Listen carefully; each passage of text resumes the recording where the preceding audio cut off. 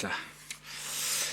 Байгаль орчин хүмүүсийн аж ахуйн байнгын орон эрхлэх асуудлын хүрээний усаг хурлын шийдвэрийн биелэлд дундаж 54.6%, байнгын орны тогтоол 51.9% байна л да.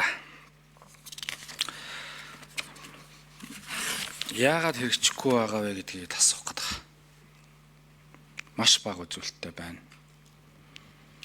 Төр засаг докторгүй байгаатай холбогдоод байгаа юм уу?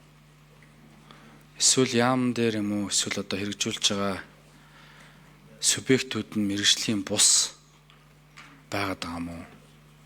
Эсвэл төрөөс гарч байгаа шийдвэр та бүхний үйл ажиллагаанд нөлөөлөд байгаа юм уу?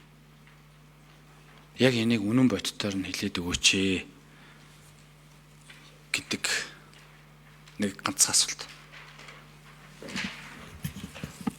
За 6 номер хариулъя. Адуун шалгал илрэг. За Батэрдэн гишүүний асуултанд хариулъя. Засгийн газрын хэрэг эрхлэх газар хяналт шинжилгээ үнэлгээ дотоод аудитын газрын дарга Батэрдэн байна.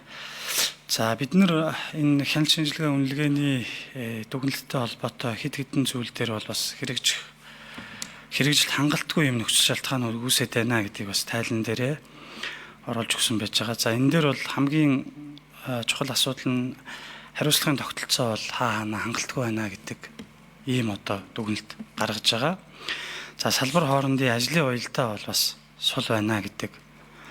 За мөн одоо энэ бүтцийн өөрчлөлтүүд бас ялангуяа салбарын яамд дээр бол бас давтамжтай хийгдээд байгаа. Тэгэхээр энэ дээр бол бас за тодорхой хэсэг нь бол төсөв хөрөнгө оруулалт эрэм дараалал бол хангалтгүй холбоотой ийм одоо нөхцөл байдлууд байгаа. За мөн одоо энэ хүний нөөцийн докторгүй байдал гэдэг энэ зүйл дээр бол бид нар цааш анхаарах шаардлагатай гэсэн ийм дүгнэлтэнд хүрсэн.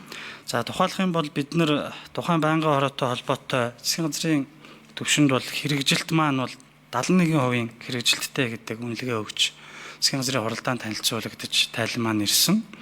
За манай их хурлын одоо хяналт шинжилгээ үнэлгээний одоо нэгжээс бол тухайн одоо хэрэгжилтийн хувь маань бол буурч орж ирсэн. Гэхдээ 24 он болон 25 оны хагас жилийн одоо хэрэгжилтээс бол 29.4% бол хэрэгжилт маань сайжирч ингэж орж ирж байгаа. Тэгээ бид нар бол цаашдаа энэ сая манай хэрэглэхийн сайдын одоо танилцуулгад урьдсанаар хэд хэдэн чиглэлд бол бас энэ үйл ажиллагаагаа сайжруулах хэрэгжилтээ бол бас үр нөлөөг нэмэгдүүлэхийн чиглэл дээр бол бас анхаарч ажиллана гэсэн ийм одоо дүгнэлтүүд гарсан байж байгаа.